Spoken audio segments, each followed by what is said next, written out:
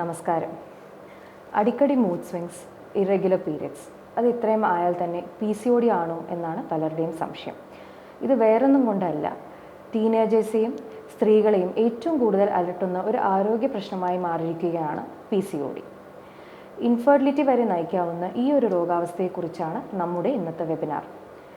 ട്രീറ്റ്മെൻറ്റിലൂടെ ഇത് പൂർണ്ണമായി ഭേദമാകുമോ എന്നൊക്കെയാണ് പലരുടെയും സംശയം.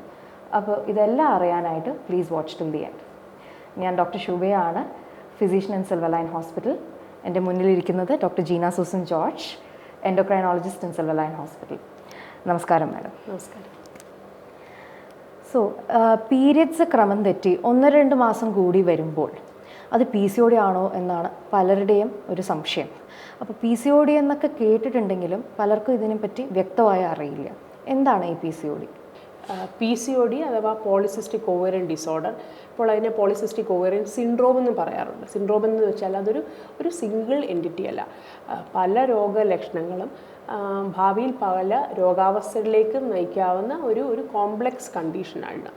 അപ്പോൾ ഇത് എന്തുകൊണ്ടാണ് ഇതുണ്ടാകുന്നത് എന്ന് പറഞ്ഞാൽ പ്രധാനമായിട്ടും ഇത് ഇൻസുലിൻ നമ്മുടെ ബോഡിയിൽ പാൻക്രിയാസിൽ സെക്രീറ്റ് ചെയ്യുന്നു. എന്നാൽ ഈ ഇൻസുലിൻ പ്രോപ്പറായിട്ട് ആക്ട് ചെയ്യുന്നില്ല. ഇൻസുലിൻ റെസിസ്റ്റൻസ് എന്ന് പറയും. ഈ ഇൻസുലിൻ റെസിസ്റ്റൻസ് മൂലം ഓവറിയുടെ സ്ട്രക്ചറിൽ കുറച്ച് വ്യതിയാനങ്ങൾ വരുന്നു. അതുമൂലം അണ്ടോൽപാദനം ക്രമമായിട്ട് നടക്കുന്നില്ല, ഓവുലേഷൻ പ്രോപ്പറായിട്ട് നടക്കുന്നില്ല. അതുകൊണ്ട് മെൻസ്ട്രൽ അതുപോലെ ആർത്തവം ക്രമം തെറ്റി വരാം. ഈ സ്ട്രക്ചർ മാറിയ ഓവറിയിൽ കൂടുതലായിട്ട് പുരുഷ ഹോർമോൺ, അത് സ്ത്രീ ശരീരത്തിൽ പുരുഷ ഹോർമോൺ കൂടുതലായിട്ട് ഉൽപ്പാദിക്കപ്പെടുകയും അതിൻ്റെ ബാഹ്യ ലക്ഷണങ്ങളായ അമിത രോമ വളർച്ച, അതുപോലെ മുഖക്കുരു, മുടി കൊഴിച്ചിൽ ഇവയെല്ലാം വരാം. ഇതോടൊപ്പം തന്നെ സ്കാനിൽ ചില ചേഞ്ചസും വരാം. ഈ ഇൻസുലിൻ്റെ പ്രവർത്തന വൈകല്യം കൊണ്ടുണ്ടാകുന്നത് കൊണ്ട് ഇവർക്ക് ഭാവിയിൽ പ്രമേഹം വരാനുള്ള സാധ്യതയും അതുപോലെ തന്നെ ഫാറ്റി ലിവർ, മെറ്റബോളിക് സിൻഡ്രോം ഇതെല്ലാം വരാൻ സാധ്യതയുണ്ട്. സോ ഇതൊരു കോംപ്ലക്സ് കണ്ടീഷനാണ് basically polycystic ovarian syndrome. Okay, അപ്പോൾ എന്തുകൊണ്ട് വരാം എന്നുള്ളതിനെക്കുറിച്ച് മാഡം മെൻഷൻ ചെയ്തിരുന്നു. അപ്പോൾ അതിനെക്കുറിച്ച് കുറച്ച് ഡീറ്റെയിൽ ആയിട്ടൊന്ന് പറയാമോ? ഓക്കെ, ഞാൻ പറഞ്ഞല്ലോ, ഇൻസുലിൻ റെസിസ്റ്റൻസ് എന്നുള്ളതാണ് ഇതിനകത്തെ അടിസ്ഥാന ഘടകം. അതുമൂലം സബ്സിക്വൻ്റായിട്ട് വരുന്ന ചേഞ്ചസ് ആണ് ഇതിൻ്റെ എല്ലാ ലക്ഷണങ്ങൾക്കും കാരണം.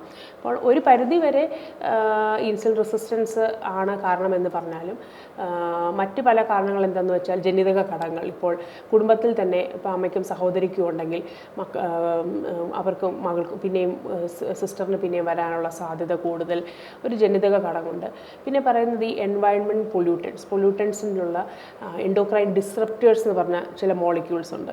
ഉദാഹരണം പ്ലാസ്റ്റിസൈസേഴ്സ്, താലൈറ്റ്സ്, ഇവയെല്ലാം എല്ലാ എൻഡോക്രൈൻ ഓർഗൻ്റെ പ്രവർത്തനത്തെ ബാധിക്കാം. അതും ഒരു കാരണമാണ് പറയപ്പെടുന്നുണ്ട് PCODക്ക്. അതുപോലെ തന്നെ മാറുന്ന ജീവിതശൈലി, നമ്മുടെ ഭക്ഷണത്തിൽ വരുന്ന വ്യതിയാനങ്ങൾ, അന്നജം കൂടുതലായിട്ട് കഴിക്കുന്നു, കൊഴുപ്പുള്ള ഭക്ഷണങ്ങൾ അമിതമായിട്ട് നമ്മൾ കൺസ്യൂം ചെയ്യുന്നു, വ്യായാമക്കുറവ്, സ്ട്രെസ്സ്, ഉറക്കത്തിൽ ഉള്ള അപാകതകൾ, ഇവയെല്ലാം ഒരു പരിധി വരെ PCOD എന്ന അവസ്ഥയിലേക്ക് നയിക്കാവുന്നതാണ്. ഓക്കെ, അപ്പോൾ ഏത് പ്രായക്കാരിലാണ് നമ്മളിത് കൂടുതലും കാണാൻ സാധിക്കുന്നത്? പീരിയഡ്സ് ഉള്ള ആ ഒരു ടൈം, അതായത് റീപ്രൊഡക്റ്റീവ് ഏജ് ഗ്രൂപ്പ്, ഒരു പെൺകുട്ടിയെ സംബന്ധിച്ചാണ് ആർത്തവം തുടങ്ങുന്ന സമയം തൊട്ട് മെനോപോസ് വരെ, ആർത്തവ വിരാമം വരെയുള്ള ഏത് പ്രായക്കാരിലും ഇതിൻ്റെ ലക്ഷണങ്ങൾ കാണാം. എന്നാലും പ്രധാനമായിട്ട് നമ്മൾ ഇപ്പോഴത്തെ ഒരു മാറിയ ജീവിതശൈലി കൊണ്ടുമൊക്കെ കൗമാരക്കാരിലാണ് ഇതിൻ്റെ ലക്ഷണങ്ങൾ കൂടുതലായിട്ട് വരുന്നത്. ഉദാഹരണം പീരിയഡ്സ് ക്രമം തെറ്റി വരിക. എന്നിരുന്നാലും ഓരോ പ്രായത്തിനനുസരിച്ച് ഓരോ ലക്ഷണങ്ങളും കാണപ്പെടാറുണ്ട്. ഇപ്പം വിവാഹം കഴിഞ്ഞ സ്ത്രീകളിലാണെങ്കിൽ കൺസീവ് ചെയ്യാൻ, അല്ലെങ്കിൽ ഇൻഫെർട്ടിലിറ്റി, അതുപോലെ തന്നെ രോമ വളർച്ച, ഇത് ഏത് പ്രായത്തിലും, അതായത് പീരിയഡ്സ് ഉള്ള സമയത്ത് കൗമാരപ്രായം തൊട്ട് ആർത്തവവിരാമം വരെ ഏത് പ്രായത്തിലുള്ള സ്ത്രീകളെയും ഇത് ബാധിക്കാവുന്നതാണ്. പിന്നെ ഈ ക്രമം തെറ്റി എന്ന് പറയുമ്പോൾ പല പേഷ്യൻസ് എന്നോട് ചോദിക്കാറുള്ള, ഡോക്ടർ ഈ 28 ഡേയ്സിൽ തന്നെ കറക്റ്റായിട്ട് വരണോ എന്നുള്ളതാണ്. അപ്പോൾ അങ്ങനെ തന്നെയാണോ? ഡോക്ടറിന് എന്താ പറയാനുള്ളത് ഇതിനെക്കുറിച്ച്? ഓക്കെ, ഈ ഒരു പീരീഡ് തുടങ്ങുന്ന സമയത്ത് മെനാർക്കി, അതായത് കൗമാരപ്രായക്കാരിൽ ആദ്യ കുറച്ച് വർഷങ്ങളിൽ ഒരു 1 to 2 years ഓൾമോസ്റ്റ് എന്ന് പറയാം. ഇപ്പോൾ ഹൈപ്പോതലാമസിൽ നിന്നുള്ള ഒരു ഹോർമോൺ വന്ന്, ഹൈപ്പോതലാമസ് എന്നുള്ള ഗ്രന്ഥിയുണ്ട്, അതിലുള്ള ഹോർമോൺ വന്ന് പിറ്റ്യൂട്ടറിയിൽ ആക്ട് ചെയ്ത്, പിറ്റ്യൂട്ടറി എന്നുള്ള ഹോർമോൺ വന്ന് ഓവറിൽ ആക്ട് ചെയ്ത് ഒരു ആക്സിസ് ഉണ്ട്, ഹൈപ്പോതലാമോ പിറ്റ്യൂട്ടറി ഓവറിയൻ ആക്സിസ്. ആ ആക്സിസ് ഒന്ന് മെച്യൂർ ആവാൻ വേണ്ടി തന്നെ ഒരു 1 മുതൽ 2 വർഷം വരെ എടുക്കാം. അപ്പോൾ ആ പ്രായത്തിൽ ഇച്ചിരി ക്രമം തെറ്റി ആർത്തവം വരുന്നത് നോർമലാണ്. എന്നിരുന്നാൽ പോലും 3 മാസം, ഈ കാലയളവിൽ പോലും 3 മാസമെങ്കിലും പീരീഡ് വരാതിരിക്കുന്നത് അത് അബ്നോർമലാണ്. സോ വൺസ് മെച്യൂർ ആയിക്കഴിഞ്ഞാൽ ഒരു സ്ത്രീയുടെ നോർമൽ മെൻസ്ട്രൽ സൈക്കിൾ എന്ന് പറയുന്നത് പീരീഡ് തുടങ്ങുന്ന ആദ്യത്തെ ദിവസം മുതൽ, ഒരു പീരീഡിൻ്റെ ആദ്യത്തെ ദിവസം മുതൽ അടുത്ത പീരീഡിൻ്റെ ബ്ലീഡിങ് തുടങ്ങുന്ന ആദ്യത്തെ ദിവസം വരെയുള്ളതാണ് ഈ മെൻസ്ട്രൽ സൈക്കിൾ. ഇത് യൂഷ്വലി നമ്മൾ പറയുന്നത് 28 to 32 ഡേ ആണ് അതിൻ്റെ ഒരു ഡ്യൂറേഷൻ എന്ന് പറയുന്നത്. ഈ ഒരു സൈക്കിളിൻ്റെ ഡ്യൂറേഷൻ 21 ദിവസത്തിൽ കുറയുകയോ അല്ലെങ്കിൽ 35 ദിവസത്തിൽ കൂടുകയോ ചെയ്യുകയാണെങ്കിൽ ഇത് ക്രമം തെറ്റിയുള്ള ഒരു സൈക്കിൾ എന്ന് നമുക്ക് പറയാൻ പറ്റും. അതുപോലെ തന്നെ 3 മാസത്തിൽ കൂടുതൽ പീരീഡ് വരാതിരിക്കുക, അതുപോലെ തന്നെ ഫ്ലോ കൂടുതലായിട്ട് ഒരു അമിത രക്തസ്രാവം, കുറേ നാൾ പീരീഡ് വരാതിരിക്കുമ്പോൾ ഈ യൂട്രസിന് മേളിലുള്ള ലൈനിങ് കട്ടി പിടിക്കുകയും പിന്നെ വരുമ്പോൾ ഇടയ്ക്കിടയ്ക്ക് നമുക്ക് പ്രെഡിക്റ്റ് ചെയ്യാൻ പറ്റാത്ത സമയത്ത് സ്പോട്ടിംഗ് ആയിട്ട് വരികയും വരുമ്പോൾ ഇത് ഹെവി ബ്ലീഡിംഗ് ആയിട്ടും ഒക്കെ വരാനും ഒക്കെ സാധ്യതയുണ്ട്. അതുപോലെ അങ്ങനെ ഏത് പാറ്റേണിലുള്ള മെൻസ്ട്രൽ ഇറഗുലാരിറ്റീസും നമ്മൾ ഈ PCOD ഉള്ള സ്ത്രീകൾ നമ്മൾ കാണാറുണ്ട്. അതെ, യൂഷ്വലി ഒരു റേഞ്ചാണ്. നമ്മൾ 28 ഡേയ്സ് എന്നല്ല, 21 to 35 ഡേയ്സ്. അപ്പോൾ 7 ഡേയ്സ് ഇത് ബിഫോർ ഓർ ആഫ്റ്ററോ ആവാം. സോ അങ്ങനെയാണ്. പിന്നെ മാഡം പറഞ്ഞ പോലെ മോർ ദാൻ 3 months അങ്ങനെയും number of days, flow differences അങ്ങനെയെല്ലാം തന്നെ PCODയിൽ വരാവുന്നതാണ്. ഓക്കെ, സോ നെക്സ്റ്റ് നമ്മളിപ്പോൾ ഏജിനെ കുറിച്ച് നമ്മൾ ഓൾറെഡി ഡിസ്കസ് ചെയ്ത് കഴിഞ്ഞു. പിന്നെ നമുക്ക് അറിയേണ്ടത് PCODയിൽ എന്തൊക്കെ സിംറ്റംസ് വരാം, എങ്ങനെയാണ് നമ്മളിത് ഡിറ്റക്ട് ചെയ്യാൻ സാധിക്കുന്നത്? അപ്പോൾ നമ്മൾ ഈ മെൻസ്ട്രൽ ഇറഗുലാരിറ്റിയെക്കുറിച്ച് നമ്മളിപ്പോൾ വിശദമായിട്ട് തന്നെ ചർച്ച ചെയ്തു. അടുത്തുള്ളത് ഞാൻ പറഞ്ഞതുപോലെ ഓവറിയിൽ ഈ സ്ട്രക്ചറിന് വ്യത്യാസം വരുന്നത് മുതൽ ഒരു ഹോർമോൺ ഇംബാലൻസ് നടക്കുന്നു. ഒരു ഹോർമോണിൽ പ്രൊഡ്യൂസ് ചെയ്യുന്നതിൻ്റെ ഒരു സന്തുലിതാവസ്ഥ കംപ്ലീറ്റ് മാറുന്നുണ്ട്. സ്ത്രീകളിൽ പുരുഷ ഹോർമോൺ കൂടുതലായിട്ട് ഉണ്ടാകുന്നുണ്ട്. ഇതിൻ്റെ ലക്ഷണങ്ങളായിട്ടുള്ള അമിത രോമ വളർച്ച എന്ന് പറയുമ്പോൾ നമ്മൾ ഫൈൻ ആയിട്ട് കാണുന്ന ഹെയർ അല്ല, കട്ടി കൂടിയ രോമം. അതായത് നമ്മൾ കട്ട് ചെയ്തില്ലെങ്കിൽ അത് നീണ്ടു വളരാൻ സാധ്യതയുള്ള കട്ട് കൂടിയുള്ള രോമം. പല സൈറ്റ്സ് ആയിട്ട് അതിനെ ക്ലാസിഫൈ അതിന് സ്ഥലങ്ങൾ കൊടുത്തിട്ടുണ്ട്. ഫെറിമാൻ ഗാൽവേ എന്നൊരു സ്കോറിംഗ് വെച്ചിട്ടാണ് നമ്മളത് എത്രത്തോളം തീവ്രതയുണ്ടെന്ന് അളക്കുന്നത്. ഉദാഹരണം മേൽചുണ്ടിൽ, കീഴ്ത്താടിയിൽ, ബ്രസ്റ്റിൽ, അടിവയറിൽ, അതുപോലെ തന്നെ തുടയിടുക്കുകൾ, ഇതെല്ലാം ഒരു സ്കോറുണ്ട്. 1 to 4 വരെ അതിനെ ഗ്രേഡ് ചെയ്യും.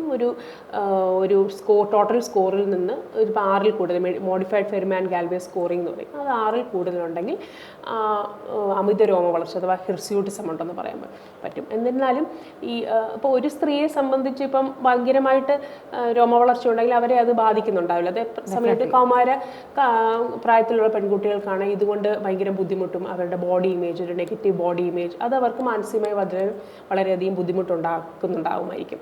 അപ്പോൾ ഒരു പേഷ്യൻ്റ് ഇമ്പോർട്ടൻറ്റ് ഹിർസ്യൂട്ടിസം എന്നുള്ള കൺസെപ്റ്റും വളരെ ഇമ്പോർട്ടൻ്റ് ആണ് ഈ ഒരു സ്കോറിംഗ് പറഞ്ഞാൽ.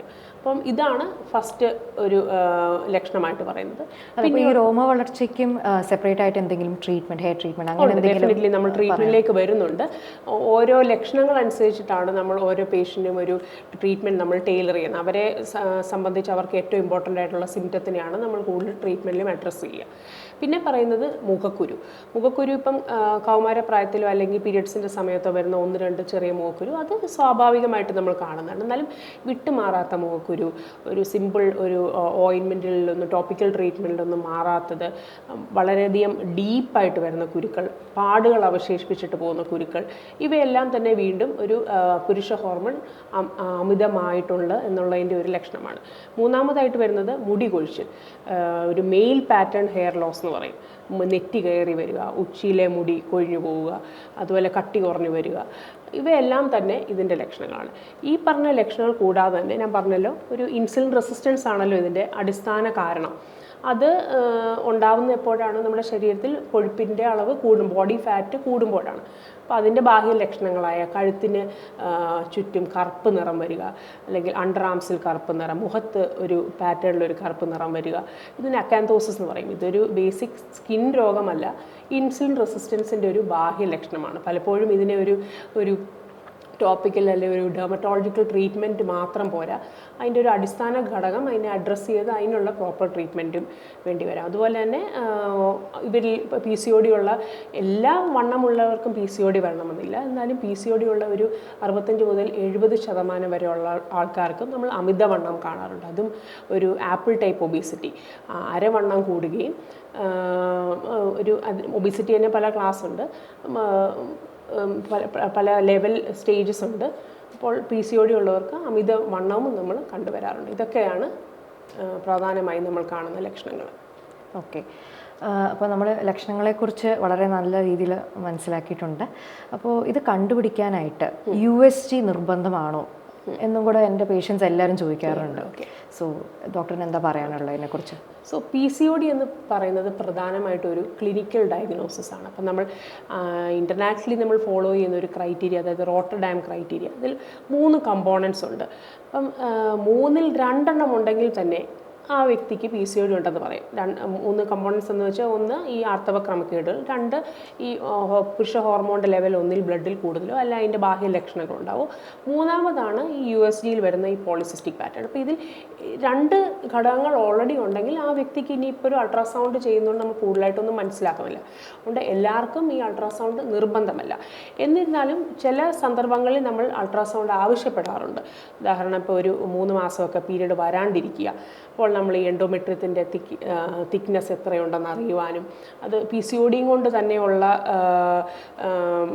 പീരീഡ് വരാതിരിക്കലാണോ അല്ലെങ്കിൽ അമിത രക്തസ്രാവമുള്ളവരിൽ അവർക്ക് ഫൈബ്രോയിഡ് ഉണ്ടോ എന്നുള്ളത് അറിയാനും, ഇതൊക്കെ ഈ കാര്യങ്ങളൊക്കെ റൂൾ ഔട്ട് ചെയ്യാനും നമ്മൾ പലപ്പോഴും USG ആവശ്യപ്പെടാറുണ്ട്.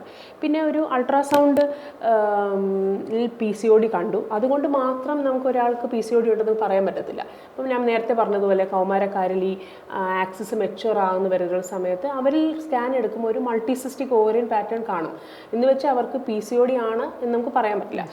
So bottom line, ultrasound നമ്മൾ ചിലരിൽ ആവശ്യപ്പെടാറുണ്ട്, എന്നാലും അതൊരു കമ്പൽസറി ഇൻവെസ്റ്റിഗേഷൻ അല്ല. ഓക്കെ, ആൻഡ് സോ ഒരു PCOD ഉള്ള ഒരാൾക്ക് ഒരു നല്ല ജീവിതശൈലി ഉണ്ടെങ്കിൽ അത് എത്രത്തോളം പ്രയോജനമുണ്ട്? നമ്മൾ ബിക്കോസ് നിങ്ങൾ പറഞ്ഞത് 60% ഉള്ള PCOD ഉള്ള ആൾക്കാർക്ക് അമിതവണ്ണം ഉണ്ടാവുന്നതാണ്. അപ്പോൾ ഇതിനെന്തെങ്കിലും പ്രാധാന്യം ഉണ്ടോ? ഉണ്ടെങ്കിൽ തന്നെ എത്രത്തോളം ഇമ്പോർട്ടൻ്റ് ആണ്?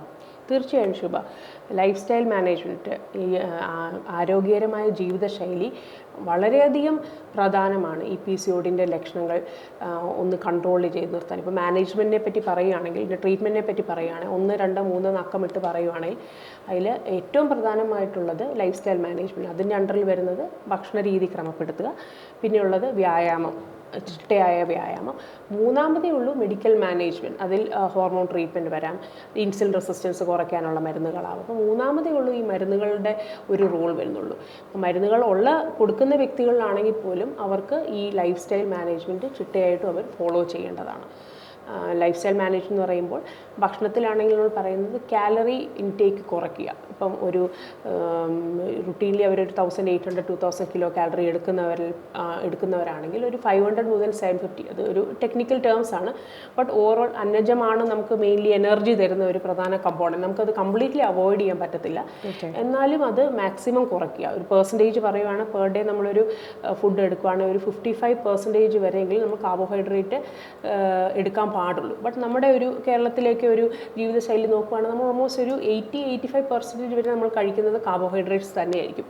പിന്നെ ഇപ്പോഴത്തെ മാറിയ ജീവിതശൈലി നമ്മൾ എടുക്കുന്ന ഇപ്പോൾ ഒരു ബേക്കറി പലഹാരമായിക്കോട്ടെ, ബ്രെഡ്, ബിസ്ക്കറ്റ്, പേസ്ട്രി, അതെല്ലാം കാലറി ഡെൻസ് ആയിട്ടുള്ളതാണ്. ഒരു ചെറിയൊരു പീസ് എടുത്താൽ പോലും അതിനകത്ത് വളരെയധികം ക്വാണ്ടിറ്റിയിലുള്ള കാലറിയും ഒപ്പം തന്നെ കൊഴുപ്പും, ട്രാൻസ് ഫാറ്റ്, സാച്ചുറേറ്റഡ് ഫാറ്റ് ഇവയെല്ലാം അടങ്ങുന്നുണ്ട്. അപ്പോൾ ഇതിൻ്റെ ഒരു ചെറിയ കൺസംഷൻ പോലും in the course of time അതൊരു കാലറി എക്സസ് ആയിട്ട് വരികയും അതുകൊണ്ട് അമിതഭാരം ഉണ്ടാവുകയും അമിതവണ്ണം ഉണ്ടാവുകയും ഈ PCOSൻ്റെ ലക്ഷണങ്ങളിലേക്ക് നയിക്കാവുന്നതുമാണ്.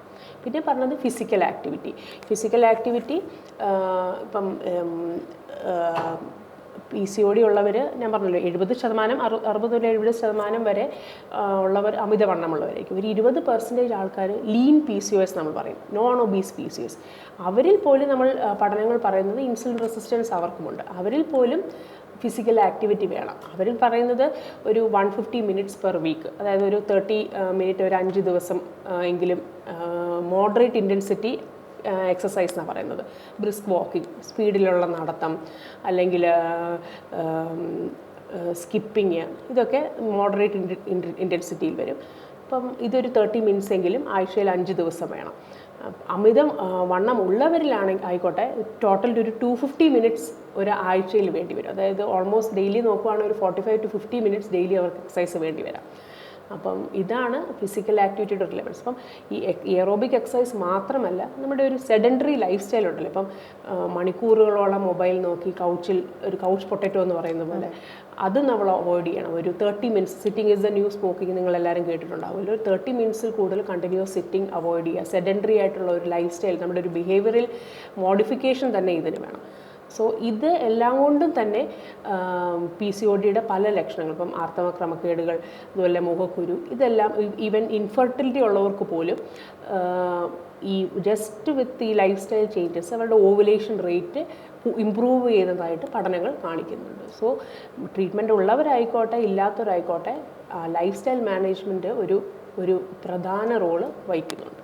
ഓക്കെ, സോ നിങ്ങൾക്ക് മനസ്സിലായിട്ടുണ്ടാവുമെന്ന് വിശ്വസിക്കുന്നു. അപ്പോൾ ഈ ഒരു കാരണം കൊണ്ടാണ് നമ്മൾ അത്രയധികം നമ്മൾ ഇൻസിസ്റ്റ് ചെയ്യുന്നത് ഒരു നല്ലൊരു ലൈഫ് സ്റ്റൈൽ ഫോളോ ചെയ്യണമെന്ന് അതുകൊണ്ടാണ് നമ്മൾ പറയുന്നത്. സോ ഇപ്പോൾ നമ്മൾ വന്നിരിക്കുന്ന ഏറ്റവും ഇമ്പോർട്ടൻറ്റ് ക്വസ്റ്റ്യനിലോട്ടാണ്. സോ ട്രീറ്റ്മെൻറ്റ് എടുക്കുകയാണെങ്കിൽ ഇത് പൂർണ്ണമായി ഭേദമാകുമോ എന്നാണ് പേഷ്യൻസ് എല്ലാവരും ചോദിക്കാറുള്ളത്. അപ്പോൾ ഓക്കെ, അതൊരു ഡിഫിക്കൽട്ട് ക്വസ്റ്റ്യൻ ആണ്. ബട്ട് ആൻസർ ഇച്ചിരി ഡിപ്രസിങ് ആണെങ്കിലും ഞാൻ പറഞ്ഞല്ലോ, ഇതിൻ്റെ റീസൺ ഇൻസുലിൻ റെസിസ്റ്റൻസ് ആണ്. ഇൻസുലിൻ റെസിസ്റ്റൻസ് എപ്പോൾ വരുന്നു? അവരുടെ ശരീരത്തിൽ ഒരു ബോഡി ഫാറ്റ്, അവരൊരു പേഴ്സണൽ ബോഡി ഫാറ്റ് ത്രഷോൾഡ് ഉണ്ട്, ഇത്രയും മതിയാവുള്ളൂ. അത് കൂടുമ്പോഴാണ് ഇവർക്ക് ഈ സിംറ്റംസ് വരുന്നത്. അത് തിരിച്ച് എക്സസൈസിൽ കൂടെ ആയിക്കോട്ടെ, ഭക്ഷണ നിയന്ത്രണത്തിൽ കൂടെ ആയിക്കോട്ടെ, അതൊന്ന് നോർമൽ ആക്കുവാണെങ്കിൽ പല ലക്ഷണങ്ങളും ഇമ്പ്രൂവ് ചെയ്യും. എന്ന് വെച്ച് ഇവർക്ക് ഇത് വരാനുള്ളൊരു ടെൻഡൻസി പൂർണ്ണമായിട്ട് നമുക്ക് തള്ളിക്കളയാൻ കഴിയില്ല. അപ്പോൾ വൺസ് ഇത് നമ്മൾ മരുന്ന് തന്ന് ഒന്ന് കൺട്രോൾ ചെയ്ത് നോർമൽ ബോഡി വെയ്റ്റിലേക്ക് എത്തി അവരുടെ ഒരു ബോഡി ഫാറ്റൊക്കെ കുറച്ച് സിംറ്റംസ് ഇമ്പ്രൂവ് ചെയ്ത് അവർ തിരിച്ച് പഴയ രീതിയിലേക്ക് പോവുകയാണെങ്കിൽ ഈ സിംറ്റംസ് എല്ലാം വീണ്ടും വരാൻ സാധ്യതയുണ്ട്. സോ മാത്രമല്ല ഭാവിയിലേക്കാണെങ്കിൽ ഇപ്പോൾ PCOD ഉള്ള ആൾക്കാർക്ക് ഞാൻ പലപ്പോഴും എൻ്റെ പേഷ്യൻസിനോട് പറയുന്നതെന്ന് വെച്ചാൽ പുരുഷന്മാരെ അപേക്ഷിച്ച് സ്ത്രീകൾക്കുള്ളൊരു added advantage in terms of ഈ മെറ്റബോളിക് കണ്ടീഷൻസ് എന്തെന്ന് വെച്ചാൽ സ്ത്രീകൾക്ക് ഇതൊരു വാർണിംഗ് ആയിട്ട് കിട്ടുവാണ്. PCOD ഉള്ളവർ ഭാവിയിൽ ഇതിൻ്റെ ഇൻസുലിൻ റെസിസ്റ്റൻസിൻ്റെ അസോസിയേറ്റഡ് ബാക്കി കണ്ടീഷൻസ് ആയിട്ടുള്ള ഡയബറ്റീസിലേക്കും അഥവാ ഹൈപ്പർ ടെൻഷൻ, ചീത്ത കൊളസ്ട്രോൾ കൂടുന്നതിൻ്റെ എല്ലാം ഒരു വാർണിംഗ് സിഗ്നലാണ്. സോ ഇറ്റ് ഈസ് ആൻ ഒരു ബ്ലെസ്സിംഗ് ഇൻ ഡിസ്ഗൈസ് പോലെയാണ്. അതെ, ഒരു വിൻഡോ ഓഫ് ഓപ്പർച്യൂണിറ്റിയാണ് നമ്മുടെ ഒരു ലൈഫ് സ്റ്റൈൽ കംപ്ലീറ്റ് ട്രാൻസ്ഫോം ചെയ്യാനായിട്ട്. അതെ, അപ്പോൾ വരാൻ സാധ്യതയുണ്ടെന്ന് മനസ്സിലാക്കി നിയന്ത്രിച്ച് നിർത്തുകയാണെങ്കിൽ ഈ ലക്ഷണങ്ങൾ വരില്ല. എന്നാലും ഇത് കംപ്ലീറ്റ് ആയിട്ട് ഇപ്പോൾ ഒരു ട്രീറ്റ്മെന്റ് എൻഡ് പോയിന്റ് എന്ന് പറയുന്നത് നമുക്ക് വ്യക്തമായിട്ട് പറയാൻ പറ്റില്ല. ഒരു പനിയും ചുമയും വരുന്ന പോലെയല്ല, അതൊരു ആന്റിബയോട്ടിക് കഴിക്കുന്നു മാറുന്നു. പക്ഷേ ഇത് അങ്ങനെയല്ല, പല ലക്ഷണങ്ങളുണ്ട്. ഇത് ഒരു പരിധി വരെ നമുക്ക് നിയന്ത്രിച്ച് നിർത്താൻ പറ്റും. ഇപ്പോൾ പീരിയഡ്സിനുള്ള റെഗുലർ ആക്കാൻ വേണ്ടി ഇപ്പം നമ്മൾ ഹോർമോൺ ട്രീറ്റ്മെൻറ്റ്, ഇപ്പോൾ സൈക്ലിക്കലായിട്ട് ഒരു 21 ഡേയ്സ് ഹോർമോൺ ട്രീറ്റ്മെൻറ്റ് കൊടുക്കുമ്പോൾ ആ ഹോർമോൺ ട്രീറ്റ്മെൻറ്റ് എടുക്കുന്ന സമയത്ത് റെഗുലറായിട്ട് നിൽക്കും. പിന്നെ നമ്മളൊരു ട്രയൽ ഓഫ് ഒരു മരുന്ന് നിർത്തി നോക്കും നമ്മൾ. പ്രൊവൈഡഡ് ആ കാലയളവിൽ പേഷ്യൻ്റ് ഒരു എക്സസൈസും അതുപോലെ ഫുഡ് റെസ്ട്രിക്ഷനോടുകൂടി നോർമൽ ഒരു വെയിറ്റിൽ എത്തിയിട്ടുണ്ടെങ്കിൽ നമ്മളൊരു ഹോർമോൺ ട്രീറ്റ്മെൻറ്റ് നിർത്തുമ്പോൾ തിരിച്ച് നോർമലായിട്ടുള്ള പീരിയഡ്സ് വരാൻ അവർക്ക് സാധ്യതയുണ്ട്. സോ അതുപോലെ തന്നെ ഇപ്പം രോമവളർച്ചയ്ക്ക് ട്രീറ്റ്മെൻറ്റ് എടുക്കുന്നവരാണെങ്കിൽ പല ലേസർ സെറ്റിങ്സോ അതിനോടൊപ്പമുള്ള ചില മരുന്നുകളിന് ശേഷം രോമവളർച്ചയുടെ തോത് കുറയുന്നുണ്ടാവും. അപ്പോൾ ഇങ്ങനെ ചില ലക്ഷണങ്ങൾ ഒന്ന് കൺട്രോൾ ചെയ്ത് കിട്ടുന്നുണ്ടോ എന്ന് വെച്ചിട്ടാണ് നമ്മൾ പറയുന്നത് ഇതൊന്ന് ശരി കുറച്ച് സിംറ്റംസിന് ഇമ്പ്രൂവ്മെൻ്റ് ഉണ്ട്, ബട്ട് ഇത് പൂർണ്ണമായിട്ട് മാറുന്നില്ല എന്നുള്ളതാണ് ഒരു റിയാലിറ്റി. ഓക്കെ. സോ അതുകൊണ്ട് തന്നെയാണ് PCODക്ക് ഇത്രയും പ്രാധാന്യം. നമ്മൾ ജസ്റ്റ് ഒരു വന്നു മാറുന്ന ഒരു അസുഖമല്ല, മാഡം നേരത്തെ പറഞ്ഞ പോലെ ഒരു കോംപ്ലക്സ് സിൻഡ്രോം ആയതുകൊണ്ട് ശരിയായ രീതിയിൽ നമ്മൾ മനസ്സിലാക്കുകയും കറക്റ്റായിട്ട് അത് നിയന്ത്രിക്കുകയും വേണം. So most of the things നമ്മൾ കവർ ചെയ്ത് കഴിഞ്ഞു. അപ്പോൾ നേരത്തെ ഇനീഷ്യലി പറഞ്ഞപ്പോഴേക്കും ജെനറ്റിക്സിനെ കുറിച്ച് മാഡം മെൻഷൻ ചെയ്തിരുന്നു. അപ്പോൾ അതിനെക്കുറിച്ച് ഒന്നുകൂടി ഡീറ്റെയിൽ ആയിട്ട് അറിയാനായിരുന്നു. അപ്പോൾ ഒരു അമ്മയ്ക്കുണ്ടെങ്കിൽ മക്കൾക്കും PCOD വരാമോ? എന്താണ് അതിന് ഇമ്പോർട്ടൻസ്? ഈ എല്ലാ മെറ്റബോളിക് കണ്ടീഷൻസും ടൈപ്പ് 2 ഡയബറ്റീസിലാണെങ്കിൽ പോലും നമ്മൾ പറയും ഒരു ഫാമിലി കൺകോർഡൻസ് റേറ്റ്, ഒരു പേരൻസിനുണ്ടെങ്കിൽ ഒരു 50% വരെ മക്കൾക്ക് വരാൻ സാധ്യതയുണ്ട്. അപ്പോൾ ഇതിൻ്റെ ഒരു ബേസിക് അടിസ്ഥാന കാരണം ഇൻസുലിൻ റെസിസ്റ്റൻസ് ആയതുകൊണ്ട്. അതുപോലെ തന്നെ ഒരു വീട്ടിൽ തന്നെ നിങ്ങൾ എടുത്ത് നോക്കുകയാണെങ്കിൽ അവർ എല്ലാവരും ഫോളോ ചെയ്യുന്ന ഒരു ഡയറ്ററി പാറ്റേൺ ഏകദേശം ഒരുപോലെ തന്നെയായിരിക്കും. So the mother is obese, കുട്ടികൾ ഒബീസ് ആവാൻ സാധ്യതയുണ്ട്. അതിൻ്റെ സിംറ്റംസ് അവർക്കും വരാൻ സാധ്യതയുണ്ട്.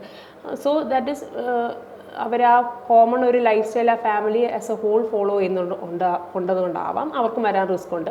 അത് കൂടാതെ തന്നെ ചില ജീൻസിലുള്ള മ്യൂട്ടേഷൻസ്, സിംഗിൾ ജീൻ നമുക്ക് എടുത്തു പറയാൻ പറ്റത്തില്ല. ഇപ്പോൾ മോണോജനിക് ഡിസോർഡർ ഇന്ന ജീൻ എഫക്റ്റ് ആകുവാണെങ്കിൽ അവർക്കും വരാൻ സാധ്യത. മൾട്ടിപ്പിൾ ജീൻസ്, ഒരു പോളിജനിക് കണ്ടീഷൻസ് ആണ്. ഈ ജീൻസ് തന്നെയാണ് ടൈപ്പ് 2 ഡയബറ്റീസിലും പല പഠനത്തിലും ഇൻവോൾവ് ആകുന്നത് നമ്മൾ കാണുന്നത്. അപ്പം ഇത് മൾട്ടിപ്പിൾ ജീൻസ് ഒരു പോസിറ്റീവായിട്ട് വരുമ്പോഴത്തേക്കിന് യെസ് ഡെഫിനറ്റ്ലി അമ്മയ്ക്കും സിസ്റ്ററിനും ഒക്കെ ഉണ്ടെങ്കിൽ ബാക്കിയുള്ളവർക്കും വരാനുള്ള സാധ്യത കൂടുതലുണ്ട്. ഇപ്പം ഒരു ഹോളിഡേ ഇൻസ്റ്റിറ്റ്യൂട്ടിൽ നിന്ന് വന്നൊരു സ്റ്റഡി എങ്ങനെയാണെന്ന് വെച്ചാൽ, ഇപ്പം PCOD ഉള്ള പെൺകുട്ടിയുടെ ബ്രദറിൻ്റെയും അല്ലെ ഫാദറിൻ്റെയും കാര്യങ്ങൾ എടുത്ത് നോക്കുവാണെങ്കിൽ അവരിൽ മെറ്റബോളിക് സിൻഡ്രോം കൂടുതലായിട്ട് കാണുന്നു. അവർക്ക് ഒബീസിറ്റി ഉണ്ട്, അവർക്ക് ഡയബറ്റീസ് വരാൻ സാധ്യതയുണ്ട്, ഫാദറിന് ചിലപ്പോൾ ഡയബറ്റീസ് ഉണ്ടാവും. So it's all connected. അത്രയും strong genetic connection. Yes. Okay. Madam already ട്രീറ്റ്മെൻറ്റിനെ കുറിച്ച് കുറച്ച് കാര്യങ്ങൾ പറഞ്ഞിരുന്നു. അപ്പോൾ എൻ്റെ പല പേഷ്യൻസിനുള്ള സംശയം PCODക്ക് ഹോർമോണൽ തെറപ്പി മാത്രമേ ഉള്ളൂ എന്നുള്ളതാണ്. അപ്പോൾ ഇതിനെങ്ങനെയാണ്, ഹോർമോണൽ ട്രീറ്റ്മെൻറ്റ് മാത്രമേ ഉള്ളൂ അതോ വേറെ ട്രീറ്റ്മെൻറ്റ് മൊഡാലിറ്റീസും കൂടെ ഉണ്ടോ PCODക്ക്? ഓക്കെ, ഞാൻ പറഞ്ഞല്ലോ PCODക്ക് പലതരം ലക്ഷണങ്ങളാണ് ഉണ്ടാവുക. അപ്പോൾ അവർക്കൊരു ട്രീറ്റ്മെൻറ്റ് നമ്മൾ പ്ലാൻ ചെയ്യുന്നത് ഒന്ന് അവരുടെ ഏജ് വെച്ചിട്ട്, പിന്നെ അവരെ അലട്ടുന്ന പ്രധാന ലക്ഷണം എന്താണ് എന്ന് നമ്മൾ കണക്കാക്കിക്കൊണ്ടാണ് ട്രീറ്റ്മെൻറ്റ് നമ്മൾ പ്ലാൻ ചെയ്യുന്നത്. അപ്പോൾ എല്ലാവർക്കും തന്നെ ഹോർമോണൽ ട്രീറ്റ്മെൻറ്റ് ആവശ്യമില്ല. ഈ പറഞ്ഞതുപോലെ ഒരു വളരെ കൂടുതലൊരു ശതമാനം ആൾക്കാർക്ക് ജസ്റ്റ് ഒരു ലൈഫ് സ്റ്റൈൽ മാനേജ്മെൻറ്റ് കൊണ്ട് തന്നെ ഇവരുടെ സിംറ്റംസ് കുറച്ച് ബെറ്റർ ആവാറുണ്ട്. മാത്രമല്ല സ്റ്റാർട്ടിങ്ങിൽ തന്നെ പലർക്കും നമ്മൾ ഹോർമോണൽ തെറാപ്പി സ്ട്രെയിറ്റ് അവേ നമ്മൾ അഡ്വൈസ് ചെയ്യാറില്ല.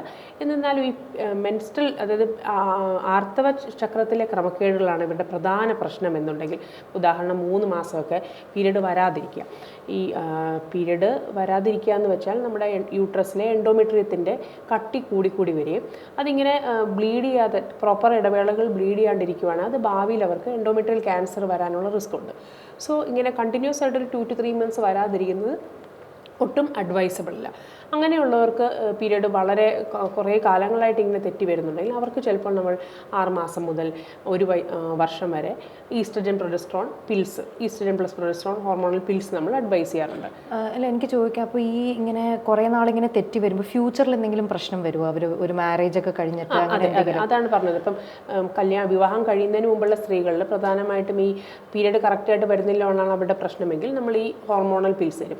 അതേസമയം ഇപ്പം വിവാഹം കഴിഞ്ഞ് കുറച്ച് മുന്നോട്ടായി അവർ ഒരു കുട്ടി വേണമെന്നുള്ള പ്ലാൻ ചെയ്യുന്നൊരു സമയമായിക്കോട്ടെ, അങ്ങനെയുള്ള സമയത്ത് ശരിക്കും നമ്മൾ ഈ പിൽസ് കൊടുത്തുകൊണ്ട് കാര്യമില്ല. അങ്ങനെയുള്ളവരിൽ നമ്മൾ എത്രയും പെട്ടെന്ന് പ്രഗ്നൻ്റ് ആവാനുള്ള അത് ഇൻഫെർട്ടിലിറ്റി ട്രീറ്റ്മെൻറ്റ്, പല ഗുളികകളുണ്ട്, ചിലപ്പോൾ ഇഞ്ചക്ഷൻ ആവാം, അതിലേക്ക് നമ്മൾ സ്ട്രെയിറ്റ് അവേ പോവുകയാണ്. കാരണം വൺസ് പക്ഷേ അതേസമയം അവർക്കുടെ മെയിൻ ആവശ്യം പീരിയഡ് നോർമൽ ആവുക എന്നുള്ളതാണ്. അവർക്ക് ഈ പറഞ്ഞതുപോലെ നമ്മൾ ഹോർമോൺ പിൽസ് കൊടുക്കാറുണ്ട്. പിന്നെ ഈ പറഞ്ഞ പ്രധാന ലക്ഷണം ഈ അമിത രോമ വളർച്ച, അവരിലും ഈ ആൻഡ്രോജൻ കൂടുതൽ പുരുഷ ഹോർമോൺ വരുന്നതിൻ്റെ ഒരു ഇൻറ്റൻസിറ്റി കുറയ്ക്കണം എന്നുള്ളതിൽ കുറച്ചൊരു കാലം നമ്മൾ ഹോർമോൺ ട്രീറ്റ്മെൻറ്റ് കൊടുക്കാറുണ്ട്. പക്ഷേ അത്ര ഡ്യൂറേഷനല്ല. അതിനോടൊപ്പം തന്നെ ഈ ആൻഡ്രോജൻ്റെ ആക്ഷൻ സ്കിന്നിൽ ടിഷ്യൂസിൽ വരുന്നത് പ്രിവെൻറ്റ് ചെയ്യുന്ന കുറച്ച് ഗുളികളുണ്ട്, അതും അതിനോടൊപ്പം കൊടുത്ത് ഒപ്പം തന്നെ അത് ജസ്റ്റ് ട്രീറ്റ്മെൻറ്റ് ഗുളികൾ മാത്രം പോരാ, ഒപ്പം തന്നെ അവരുടെ ഡെർമറ്റോളജിക്കൽ ട്രീറ്റ്മെൻറ്റ്, കോസ്മെറ്റിക് ട്രീറ്റ്മെൻറ്റും ആരംഭിക്കേണ്ടതാണ്. അപ്പോൾ പലപ്പോഴും നമ്മൾ കാണാറുണ്ട് ഈ അമിത രോമ വളർച്ചയ്ക്ക് സ്ട്രെയിറ്റ് അവേ അവർ ജസ്റ്റ് ഡെർമറ്റോളജിസ്റ്റിനെ പോയി കണ്ട് ഇതിൻ്റെ ലേസർ ആയിക്കോട്ടെ ഇലക്ട്രോളിസിസ് ആയിക്കോട്ടെ അതിൻ്റെ ചികിത്സ തേടുകയും, പക്ഷേ അപ്പോൾ പല സിറ്റിങ്ങൾ ആവശ്യം വരികയും അത് കഴിയുമ്പോൾ വീണ്ടും രോമവളർച്ച വീണ്ടും പഴയതുപോലെ തന്നെ തുടരുന്നതിൻ്റെ കാരണം എന്തെന്ന് വെച്ചാൽ ഹോർമോൺ ലെവൽ പ്രോപ്പറായിട്ട് നോക്കാതെയും അതിനുള്ള ട്രീറ്റ്മെൻറ്റ് റൂട്ട് കോസ് ട്രീറ്റ് ചെയ്യാത്തതാണ് ഇതിൻ്റെ ഒരു പ്രധാന പ്രശ്നം. പിന്നെയുള്ളത് പീരിയഡൊക്കെ റെഗുലറാണ്, അമിത വണ്ണമാണ് അവർക്ക് പ്രശ്നം. അല്ലെങ്കിൽ പലപ്പോഴും നമ്മൾ കാണുന്നത് PCOD ഇറഗുലാരിറ്റി ആയിട്ട് വരുന്ന പെൺകുട്ടികൾ നമ്മൾ ചെക്ക് ചെയ്യുമ്പോൾ അവർക്ക് ഒന്നുകിൽ പ്രീ ഡയബറ്റീസ്, പ്രമേഹ പൂർവാവസ്ഥ, അല്ലെങ്കിൽ പ്രമേഹം തന്നെ പലരിലും നമ്മൾ കണ്ടുവരാറുണ്ട്. അങ്ങനെയുള്ളവരിലാണെങ്കിൽ ഈ ഇൻസുലിൻ റെസിസ്റ്റൻസ് കുറയ്ക്കുന്ന മെറ്റ്ഫോമിൻ അഥവാ പയോഗ്ലിറ്റസോൺ എന്നുള്ള ഗുളികളായിരിക്കും തന്നെ. നേരെ ഹോർമോൺ ട്രീറ്റ്മെൻറ്റ് അവർക്ക് ആവശ്യമുണ്ടാവില്ല. അപ്പോൾ സോ ട്രീറ്റ്മെൻറ്റ് തന്നെ അവരുടെ ലക്ഷണങ്ങളും അവരുടെ ഏജും ഒക്കെ ഡിപ്പെൻഡ് ചെയ്തിട്ടാണ് നമ്മൾ കൊടുക്കാറ്. ഓക്കെ. അപ്പോൾ ഇതിലൂടെ PCOD കുറിച്ചുള്ള ഏറ്റവും കൂടുതൽ ആൾക്കാർക്കുള്ള സംശയങ്ങളെല്ലാം ക്ലിയർ ആയിട്ടുണ്ടാവുമെന്ന് വിശ്വസിക്കുന്നു. അപ്പോൾ ഇത് ശരിയായ രീതിയിൽ മനസ്സിലാക്കുകയും പിന്നെ അത് കറക്റ്റായ രീതിയിൽ ഇംപ്ലിമെൻറ്റ് ചെയ്യുകയും ചെയ്താൽ മാനേജ് ചെയ്യാവുന്നതേ ഉള്ളൂ PCOD. അപ്പോൾ എന്തെങ്കിലും സംശയങ്ങളുണ്ടെങ്കിൽ നിങ്ങൾക്ക് ചോദിക്കാം.